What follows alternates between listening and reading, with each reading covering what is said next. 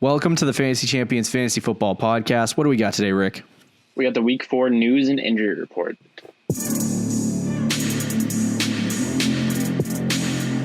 Welcome to the Fantasy Champions Fantasy Football Podcast. Here's your host, Morgan Colby and Rick Lemon.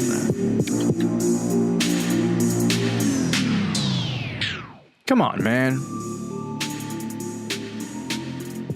Welcome to the Fantasy Champions Fantasy Football Podcast. What's poppin', Rick? What's up, man? Nothing much. Just chillaxing. Waiting for football to start already. Yeah. Sunday is right around the bend. I apologize if I do talk about any injuries or players pertaining to Thursday night. I will catch you if it happens. No, you never do. I don't even know who's playing on Thursday night. The Broncos and the Jets. Well, we probably we probably missed that game anyway. Who scheduled this game? Who thought this was a good idea? Maybe pre-recorded, so maybe this Sam Darnold, Drew Lock. We might have pre-recorded, missed the greatest game of all time. We could have.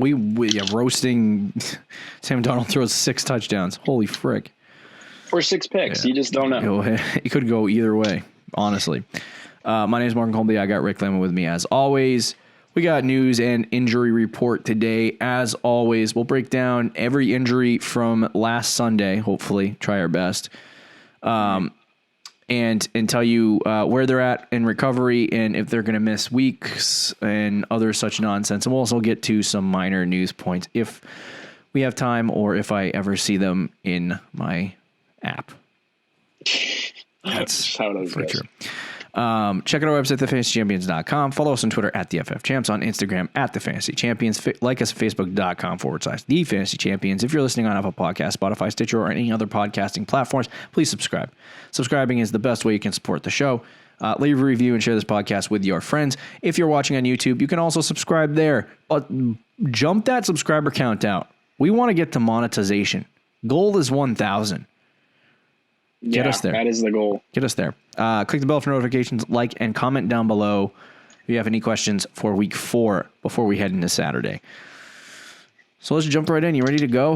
You ready to, let's do it. Ready to try to figure this thing out? We'll do our best. I'm very confused at this point. Too many injuries, man. So this week was a lot better than last. I'll say that much. True. In terms of players crapping themselves completely. Julio Jones did not play Sunday. So as far as the Julio Jones recovery, I'll pull that up for you now. We'll start off with Julio. He was inactive for week 3. There is no real full reports right now in terms of his ability to play on Sunday. But it's a player. I'm just trying to see. Hold on. There's been no real reports about him since he did not play Sunday. My guess is that he missed 1 game due to the hamstring and he'll probably be back. That's been the trend in the season this year. It's usually a 1-week absence. I know Sanders missed a lot of time, so I don't know how the severity of the injury, but I would just keep an eye on the Julio situation. Yeah, definitely monitor it a lot. It didn't really affect Calvin Ridley. If anything, he had a worse week without Julio. And same with Russell Gage. I think he only had 3 fantasy points. Russell Gage is the next point of discussion. He got a concussion. Oh, so that might be why. In week 3. I don't know if he's in concussion protocol. There hasn't been with the friggin' Atlanta's being very mum right now on players. But Russell Gage, he did get a concussion. If he does miss time, it'll probably only be 1 game. It just depends on if he's in or out of concussion protocol. So I would be watching today just to see if Gage is active. Who are they playing this week? I think they're playing the Packers. Yeah. Okay. Yeah. I mean, that's not bad. It's I probably wouldn't start Gage. I'd avoid that. The big injury of the week was Tariq Cohen tearing his ACL during a game against the Falcons. He exited, I believe, in like the 3rd quarter or something like that. But anyway, he just signed a big contract. He couldn't put any weight on the legs, so Obviously, very bad for the Bears, but some upside for some Monty owners. Yeah, I mean, they might. I mean, again, pre-recorded, but they did bring in some running backs for tryouts, so there's a chance they could sign one of them. But I think no matter who they sign, it's not really going to affect David Montgomery. Right. I do think that Monty will get more receiving work. Sure. If you're a Tariq Cohen owner, drop him. Well, yeah. I mean, obviously, you were probably not thrilled about him. Yeah. You're probably going to drop him anyway before he got injured. Of course. Yeah. Dallas Goedert got hurt with an ankle injury this week, and they say he's gonna miss at least a couple weeks. There's hope that he's ready when eligible after the 3 weeks of his IR. What is it? IR. So he is stint. going on IR? He is going on IR. I was just trying to come up with a word, but I couldn't remember. But anyway, so he's going on IR with the ankle injury, but they're hoping that when he's first eligible after 3 weeks, which would be what, week 5? Mm-hmm. Week 6. Week 6. Yeah, that's right. I'm sorry. I'm still in week 3. My brain's still in week 3. I didn't lose this week. It never happened. I'm going back in time. But no, so they're going to place him on injury reserve for 3 weeks, and they're hoping he plays week 6. So obviously, if you have IR spots, I would stick him there. If you don't have an IR spot, are you holding on to Goddard, or are you going to just outright drop him? It really depends on how many bench spots I have and what my tight end situation looks like. But if I'm secure at tight end, say you have 6 bench spots. You only have 5 bench spots, and my bench is already good. I might consider it. Okay. Chris Carson, he's believed to suffer a knee sprain after getting rolled. I forgot what they called it, but a cheap shot essentially from one of the other players. One against the Cowboys. Yeah. But the MRI revealed that he suffered a minor knee sprain. So there is some hope that he plays this week, which is good. That's good news. I think knowing the way that the Seattle Seahawks like to play and the history of Chris Carson, it would probably benefit them just to sit him a week. But I'm not a doctor, so I can't really justify whether or not that's an accurate statement. Carlos Hyde will probably get early down work this week. Even if Chris Carson plays, I think he'd be on a snap count just because of the knee injury, which would be good, would be interesting. But so I don't know that I would start him this week, even if he was active. I'd be concerned about it, but against Miami, right. I don't know. Yeah, you're right. I feel like it's going to be an RBBC. You think he's going to play? I don't think he's going to play. Oh yeah, I would agree. Is it worth starting him against Miami? Like, not even for a second. Probably not, no, because I just don't think he's going to be available. I think if he doesn't play, though, I think Carlos Hyde, just for this week, is going to be a good start, just because it is against Miami. Mm-hmm. It's just a great matchup, and the Seahawks are probably going to dominate that game, which means they'll be giving, even if Hyde isn't efficient, I think he'll get a lot of carries in the ground. Okay. Chris Godwin is the next piece of news that we have. So he didn't practice Wednesday. He pulled his hammy. Was it during the game or before the game? I think it was in the fourth quarter. Okay. So they said he has a mild hamstring injury and that he could miss 2 weeks with that with that hamstring injury. So that was according to Ian Rappaport earlier this week. I believe it was this morning. Or not. We recorded this on Thursday, so that was Thursday morning. I think he got ruled out for this week too. Did you already say that? He's ruled out for this week? Yeah, he is. Oh, that's what I just saw. Oh, okay. I didn't see that. No. I mean, I would assume that because they said he's going to miss 2 weeks, or most likely miss 2 weeks. So yeah. Anyway, yeah. As far as a Godwin owner, what are you doing to pivot? Hopefully you just have a good bench, honestly. I don't think, because Scotty Miller's also, I don't know if we'll talk about it, but Scotty Miller's also battling injuries. Hopefully you just have a good bench to replace Chris Godwin. He's only going to be out a week or two, though, so you don't want to do anything crazy, like trade him or anything, or even trade for a player, unless you desperately need somebody. Right. Michael Pittman Jr., if you own him in any leagues, he actually hasn't been horrible. A good start to a season as a rookie wide receiver, I guess. He's getting like 5 points a game. Yeah, But anyway, he underwent surgery to repair a compartment leg syndrome in his calf. I don't know what that means at all, or what that would even look like or feel like. But I have no idea. They said that Pittman will likely be back in time for Indy's Week 8 matchup against the Lions, and that Pittman had been soaking up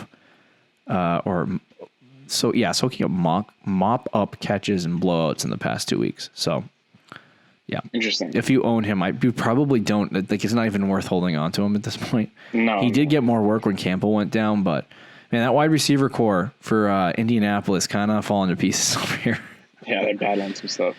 Let me see if there's anything else. We got Perriman. Oh, he's Thursday Night Football.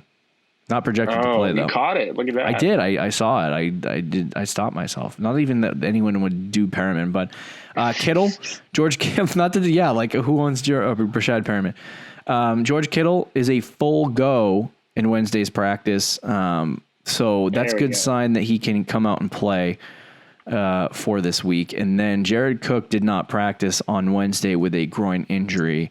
I did want to check, not listed in this report is Jimmy Garoppolo. See if there's any reports on Jimmy. He didn't practice Wednesday.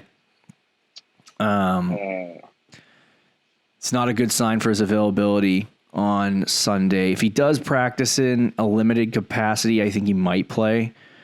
49ers coach hasn't really mentioned anything about week 4. The 49ers might be aiming for a week 5 return against the Dolphins for Jimmy G. So the same week that Debo might come back. Hello. Oh, nice. That would psych me up pretty dramatically. Let's see. Michael Thomas returned to practice on Wednesday. Oh, that's a good sign. Yeah, he's moving well during the open media portion of practice, per beat writer Nick Underhill. Adam Schefter recently stated that Thomas is eyeing a week 4 return, and this news points him in that direction. So, wow. I would think, Mike Thomas has a good chance of playing this week. He had a slight chance of playing last week, and so the fact that that is the case, I would say that I would be a little bit surprised if he doesn't play this week. Mm-hmm. Interesting. Yeah, that's great news. Deshaun Jackson did not practice this week. Eagles still need a wide receiver. Jeez, man. Dallas Goedert, Jalen Reagor. Yeah. And if they miss Deshaun Jackson too, that is awesome. It's bad news. We do have some news to report at the end of the show, but we'll get there soon. Okay. This will be a short episode, my friends. Not a lot of news. We'll just sit here for the next 7 minutes the next 13 minutes and just talk about nothing. Have a rap battle. Yeah, have a rap battle. Zach Moss returned to practice. You referenced Singletary was playing good. Was that what you were going to say? No. Oh, okay. Say whatever you want. Singletary was playing good before this week with Zach Moss out, but now that he's coming back, it's like there goes nothing. He had 14 points and half PPR without a touchdown. Yeah. I think what's interesting about Singletary is he even with Zach Moss out, he still doesn't get red zone work. I know. It all goes to Josh Allen. So even Zach Moss, he doesn't get much either. It just all goes to Josh Allen at this point. But he might return this week, Zach Moss. Moss now looks to be on track to play week 4 against the Raiders. So, yeah, that's a good sign that he returned to practice. John Brown, you referenced on the last episode, he did not practice on Wednesday. So he injured his calf, I believe, in their win over the Rams. So, yeah, I feel like keep an eye on that situation with John Brown. Obviously, we told him not to start him. So either way, you shouldn't start him. Right. In a big news point for the week, and we're going to talk a little bit about this probably in detail. So I guess according to, I'm going to try to open this up so I can get the information right. And and not give you the wrong information. But according to reports, I guess the Tennessee Titans and the Pittsburgh Steelers had positive COVID tests. Yep. Is that right? They had a couple. They had a couple. So, and it was a couple of players. Nobody important. I mean, everyone's important. Every life is important. I just mean like to fantasy. Fantasy-wise. Fantasy-wise, nobody notable as far as I'm concerned. So I believe it was mostly the Titans. Not the Steelers. The Steelers don't have anyone. The Titans and the Vikings played this week, right? Is that okay? So I don't think any Vikings players were positive. So the Vikings game is on, but the Titans had like 7-8 players that were positive. And so they're trying to work out that situation with Tennessee. I think they're trying to figure out if the tests are actually legit. I guess they had another player test positive for COVID, which would be the fourth one this week. So they shut down the entire facility, and they're hoping to play the game later this week. Now the reports are that the Titans, who are playing the Steelers this week, that game has been postponed from Sunday to Monday night, most likely. If that game doesn't happen, there are rumors floating around that it could be Tuesday night. So you'd have a Tuesday night football game. That'd be kind of cool. I'm not gonna lie. It would be kind of interesting. But I don't really know what that means for. It's kind of confusing because, like, what does the NFL think is going to change between now? Well, that's and the thing. It's Tuesday like they're pushing it back like a day or two, but it's like I don't know what is going to change between Sunday and Monday. I think so. They have this whole system in place with the contact tracing. Those I don't even know what they're called, but is it just so like it won't spread? They don't want it to spread throughout the team, so they're going to like be without practices this week. Yeah, so that's essentially the problem, is that no one's at facilities. Like, they can still do team meetings and, meet with each other through Zoom and all that stuff. So that's not an issue. But I think the concern for the Titans is that they're not going to be able to get practices in and play. Now, obviously, they're going to like take these 7-8 players that tested positive, or not players, but coaches and, faculty. What do you call these? They might not even be coaches. What do they call them? I don't. Anyway. Just staff. These staff members and players, the 8 to 9 people who tested positive, those people are going to like quarantine and for 2 weeks. So they're not going to any person that tested positive is going to be gone for 2-3 weeks. But I don't know what they need to do to their facility and stuff like that to get prepared for the week. Like, how many days do they need to shut down the facility to cleanse it and make sure everything's good? I don't know. So if the NFL believes they can play on Monday or Tuesday, that would lead me to believe that this week can happen. But we're talking about this on Friday. So with the lack of information, it's kind of a little bit nerve-wracking that they don't have that kind of figured out. Yeah, it's definitely something to keep your eye on for sure. Yeah. Because if you have now, this is what I wanted to talk about, because we spent too much time trying to figure out what the hell's going on with COVID. But if something weird happens, like they shift it to a different time during the season, like the week 4 game is played 3 weeks from now, how do we adjust fantasy wise to that? Because you're losing, if you have Steelers players, like you're losing James Conner. I don't think they're going to. So what I saw. NFL.com is doing is I think they're going to adjust it to whatever it is. But what I saw was, I believe if the game gets postponed later in the season, the points from the game will just apply to that week. Yeah. Okay. I don't think you're gonna lose points if you start a Steelers or Titans. I know I saw that same thing from MFL. Yeah. So I think that's what most platforms would do. Hopefully all of them. Yeah. But yeah, I wouldn't be concerned about starting a Titans or Steelers player because of that. Yeah. I might be concerned because of matchups, because it's 2 good defenses, but right. Not because of they're not going to count the points for week 4. Right. Because I don't think they would allow that. Yeah. It's kind of unfair. What I was kind of, because that's the thing is, I don't think they can. The only time they can switch this is by playing the game, moving some things around, and playing the game on a bye week for one of the teams. Yeah. And then giving a new bye week because both of those teams would have that bye week, so they would essentially just move their bye week to this week. And then adjust, I guess. It's very confusing. But if they're going to do something like that, they would have to do it before Sunday. Yeah. But like they have to do something like that very soon. They can't decide that like on the day of. Right. So according to a lot of like I said, My Fantasy League, NFL.com, I believe ESPN and Yahoo following suit. I Sleeper, good luck. Sleeper's amazing, but sometimes. So they haven't really said anything or referenced anything. So if that's what happens, I would just say start those players. And then like as a commissioner, I can adjust points in a lot of different formats. So what I would say is just take that situation and then say start your players for this week. And then whenever that game gets made up, just add that points into that victory or loss or whatever for the player. Yeah.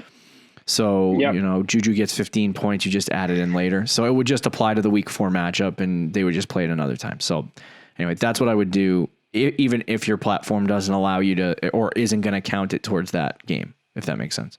Yeah, no, I think that's a good idea. That's something that most people should do. Okay. If that's the case. Henry Ruggs is a long shot to play in week 4 against Buffalo. He was an early rule out last week after a setback in practice, so he's likely to miss another game. Vic Fangio said, "Oh well, this is a Broncos thing." Well, it's not related to the Thursday night game though, so I can say it. But he might return. Drew Lock might return in week 5 against the Pats. Oh, okay. So that has nothing to do with Thursday Night Football. Yeah. That's probably the only reason why he didn't return this week is because it was Thursday Night Football. Jalen Reagor was placed on injury reserve with a thumb injury. He was given a 6 to 8 week timetable after he had surgery to repair his torn UCL in his thumb. I'm not really sure what that is. I've never heard of that before. Reagor is eligible to return in week 7, but could be held out through week 9's bye. So he will. At this point, Reagor is just a drop. Yeah. Don't hold him on your team. Le'Veon Bell projected to target week 5 return. I'm interested to see that return a lot, especially if Gase gets fired.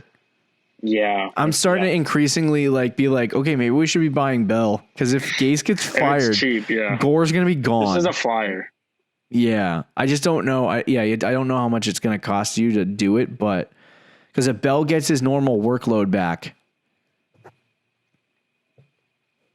Right. That would be good. If he does. Yeah, that would be good. Let's see. Brian Edwards, we don't care. Deontay Johnson officially in concussion protocol. He left early in week 3 with a concussion. I don't know what it looks like for this week in terms of him playing. Mm-hmm. So just keep an eye on that. I would think that he should be cleared and good to go by Sunday. But, yeah. Well, the extra days might help him too because they'll be playing on Monday and Tuesday most likely. Did I say Sunday? Yeah. Yeah, you saved me. Thanks. Or you just making me look like an idiot. No. It's very easy to make you friggin' jerk. So it's not. No, I'm kidding. Nah. The Eagles signed Hakeem Butler, who was a 4th round pick for the Arizona Cardinals. They gave up on last year. Or they 4th round pick last year that they gave up on this year.